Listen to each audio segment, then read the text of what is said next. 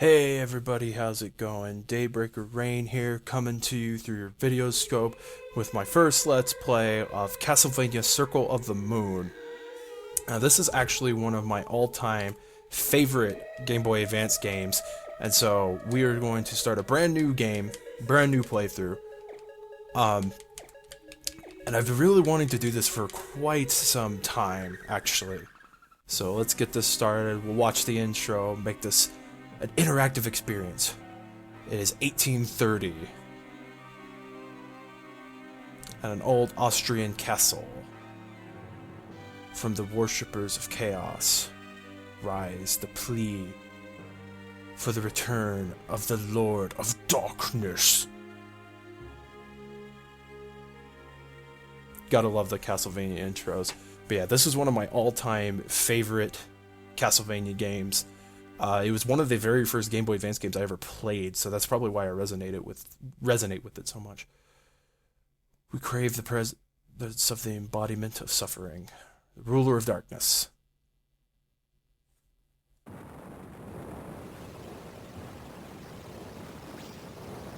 I have waited for this moment to be awakened again, to bask in darkness and feel the moonlight within. Count Dracula, I am honored to be in your presence. Indeed, though I lack my full power, we are preparing the right to replenish your power. Stop! You cannot be allowed to take the world! Do like an old man voice. I remember, you were one of the vampire killers that sealed me. You've aged. It is our duty to see you banished. Amusing to use my nemesis's life to return my power. I have no use for the children. Be gone! Hugh, Nathan, Master, Father. What I love about this part is that they fall probably like, you would imagine, like 100 feet, maybe 100 yards. No creatures around here. Hugh, are you okay?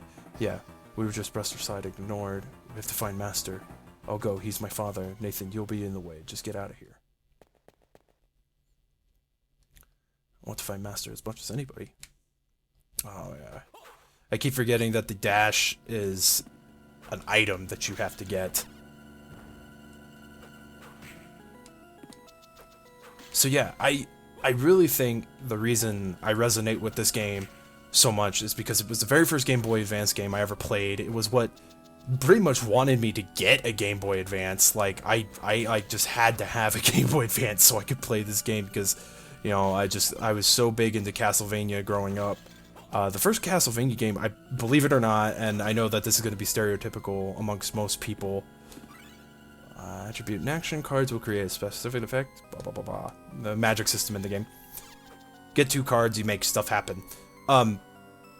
So the first Castlevania, and I'm sure everybody who grew up with the PS1 probably played it too. My first Castlevania ever was Symphony of the Night. And I know there was at one point where I remember watching like the Irate Gamer talk about it. I think he had made some comment about, oh, who would play Castlevania 3 before playing Castlevania 1? That just doesn't make any sense. And in truth, it wouldn't make sense if the storyline was linear. But Castlevania is much like in the same vein of Zelda, where the games you can play and you'll get just as much out of it as if you would, say, play it in a linear sense. Like, you could pick up any Zelda and play it. Like, much like Castlevania. Like, I think Castlevania is the same. Now, granted, it might not be the same in the sense that, like, it'd be hard to go back to the older games. Like, let's say Symphony was the first one that you started with. I think for most people, it would be tough to go back and play the older ones, like Castlevania 1, 2, 3, Castlevania 4, you know, Castlevania Bloodlines on Genesis, you know, all those that followed the older linear level format. It might be hard for some people to go back and play those. For me, it wasn't. I was dumbfounded to find out that there were so many Castlevania games that I had yet to play. So it was actually surprisingly really easy for me to go back to the older ones, and I still do go back to the older ones. The older ones still have a place in my heart just as much as all the Metroidvania style ones have a place in my heart. Like, I love the Game Boy Advance ones. I absolutely love Castlevania Legends, being the only one where you ever played as a female Belmont, which I thought was the coolest thing in the world, because I'm all about that. Like, I love when there's female roles being, like, that's why I love Samus. Like, Samus is awesome, and Sonia Belmont, I think, is amazing, is an amazing character, and it's a shame that her story got retconned out. It is a shame, because a lot of the games got retconned out, which is unfortunate, but, you know, creator could do what he wants, I guess. I have high hopes for Bloodstained. If anybody has been seeing the gameplay, the demo for Bloodstained, oh my lord, like, talk about what fans have wanted in a Castlevania game since Dawn of Sorrow, you know, and Portrait of Ruin and Order of Ecclesia. Like, I feel that Bloodstained is going to rock the world. It is such a test, such a nod to nostalgia for people who have wanted the old style Castlevanias to come back.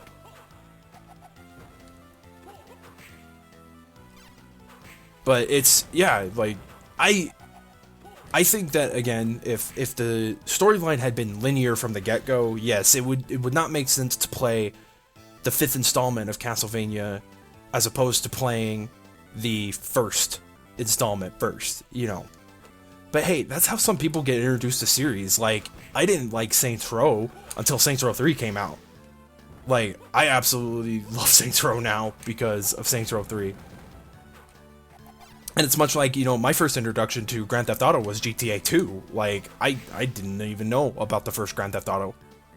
Final Fantasy was kind of the same thing. Like, I don't remember ever playing the older Final Fantasies. Like, I think I remember 7 the most because my older brother was really big into video gaming, you know, and he was kind of the guy who I watched play a lot of those games because they were quote-unquote too mature for, you know, a young kid like me.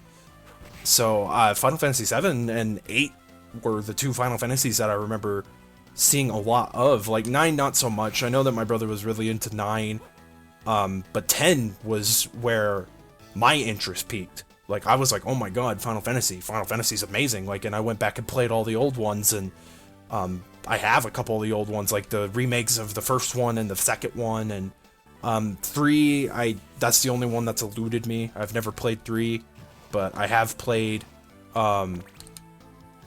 I have the remake of 4, and the PSP collection of 4.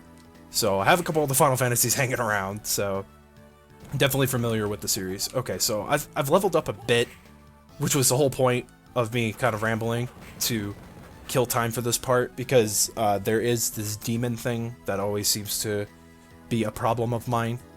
So we're gonna take our chances, and you know what, actually, I'm gonna do myself a solid. I'm gonna go back and save, just to be on the safe side, just in case this thing kills me, because that's a distinct possibility.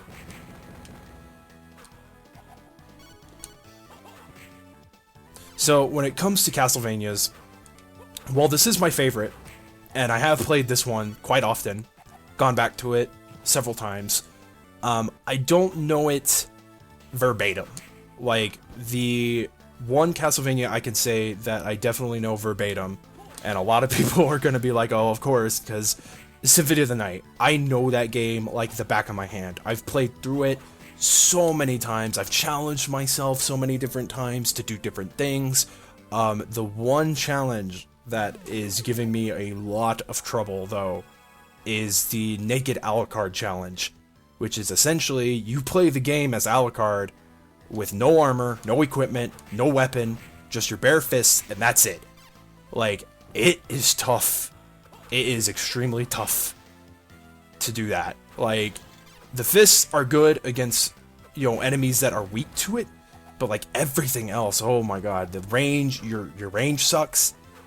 You have like you have to be up in your enemy's business 90% of the time. It's tough. It is tough. I've gotten up to the Coliseum, and that's about as far as I've gotten doing that challenge, because it is hard. It's not easy. I don't think it was ever meant to be easy. It definitely gives a difficulty curve that I don't think a lot of Castlevania games can offer, because, you know, like with this one specifically, doing a, you know, quote unquote, like naked challenge, it wouldn't be too hard. I mean, unless the gimmick was you couldn't use your DSS, you know, because if you can't use your DSS, then you're screwed. And I think there is some leeway with the naked Alucard challenge where you could still do magic. I haven't looked up the full rundown. I just know that like armor and equipment is off the table, that you cannot equip anything, which is insane. It's also sub-weapons I don't think are off the table either, because if they were, then you'd be shit out of luck. And a lot of people might say that that's cheesing it, you know, because there are sub-weapons like the Holy Water, which can kind of give you an advantage where your fists won't give you the advantage. So, I mean, it's all to the eye of the beholder, I guess. It's just the one thing I haven't done in Symphony. I've actually played through the game without using a sword. I've played through the game without wearing armor. I've played through the game without wearing accessories, which isn't too hard, because the majority of the beginning of the game, pretty much the entire extent of the castle, you know, the first castle, you're not going to be wearing accessories. I've done pretty much everything, like everything you could think of, limiting myself to two-handed weapons. I haven't done the Red Rust challenge, which is playing through the whole game with the Red Rust. I know that there's also another one that is once you playing through the whole game with Typhry. I think that's how you pronounce the name of the sword. It's the Cursed Dark Sword of the game. I know that there's a challenge to do that. Have not done that. That's even more ridiculous, because you have to be high enough of a level to weigh out, because the sword gives you a minus 30 attack. So you have to be high enough a level to counteract that to even have the sword do damage. So, and you get it so late, I mean, it's not impossible to do it. Because, as far as I know, like the Typhry challenge is much like the Red Rust challenge. Your other equipment is completely fine. There's no limits to the equipment. It's just playing through the game with that particular weapon. I guess the way to, like, kind of go around it would just to be not have a shield and just have another, like, weapon in your second hand. Which would be, I mean, would make sense. Would make sense in a way, but yeah, again, another trial and tribulation that I have not accomplished or done. So, I mean, I really can't say that I've done every single thing that Symphony has to offer, but a lot of the challenges I've made for myself, like no armor, no helmet, no accessories,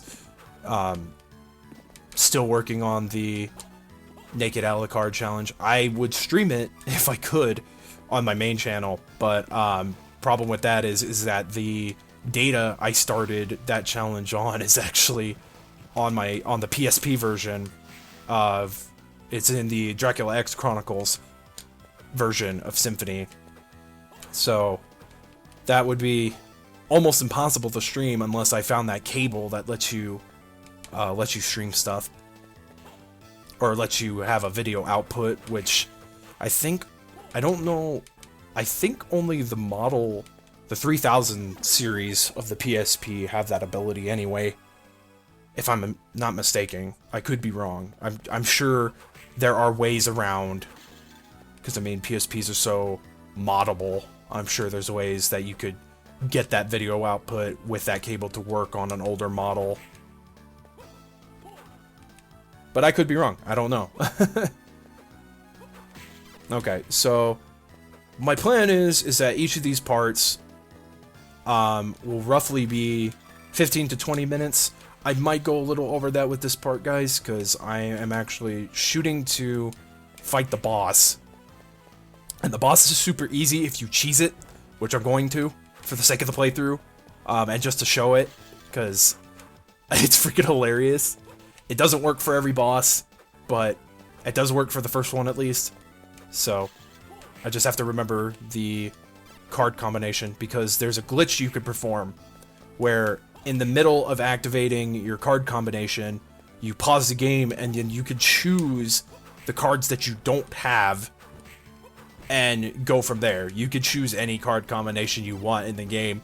Now, granted, when you disable it, like when you cancel out the card combo, like when you deactivate DSS, you won't have the combination anymore.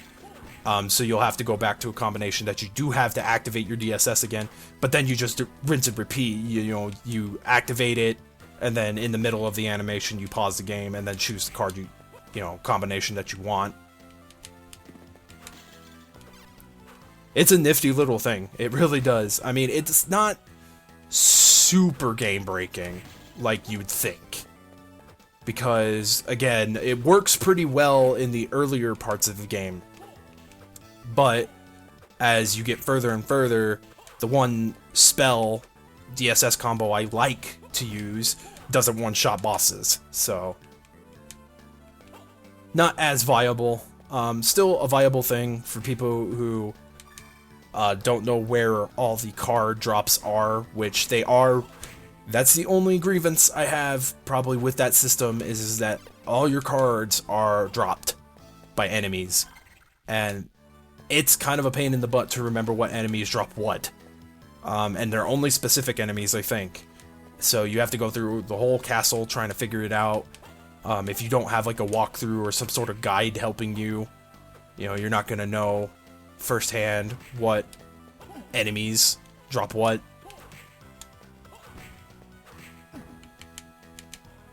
It's kind of the same thing with the item drop system in general in this game. It's probably my only grievance. Is that all your magic is based on cards. You have to get the cards to do said magic unless you use the glitch.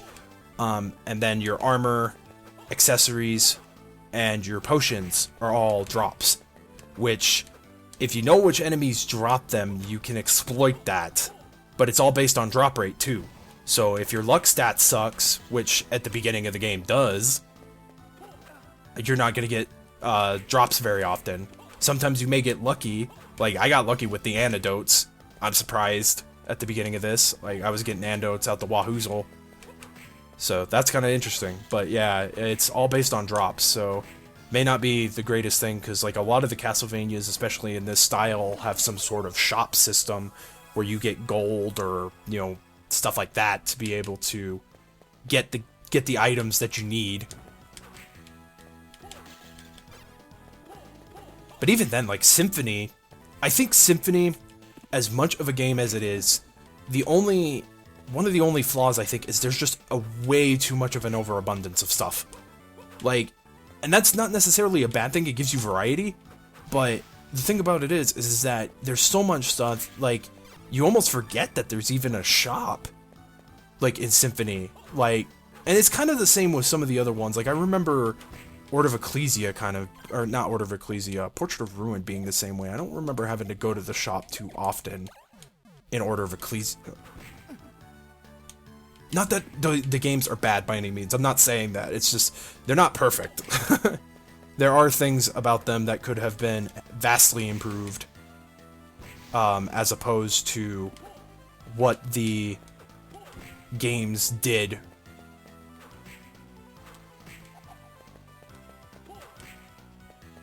Honestly, I really can't think of a Castlevania that got the shop system right. Like, I mean, I guess kind of Dawn of Sorrow really did. Like, the Sorrow games, like Aria and everything.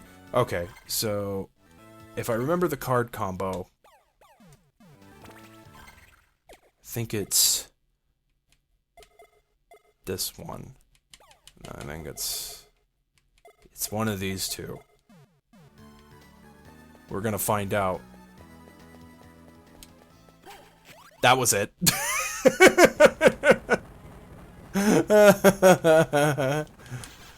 Oh, so much for a Cerberus awesome boss fight, huh? One shot, I love it. And that's the only boss I think it works for, is just that one. It's still freaking hilarious. Alright, and I get the double jump, and with some time to spare, so I'm gonna head to the save point, guys, wrap this part up. But yeah, it's stupid. It's the stupidest thing. But that card combo that I just did, it's a super powerful spell that creates a sonic wave out of your whip.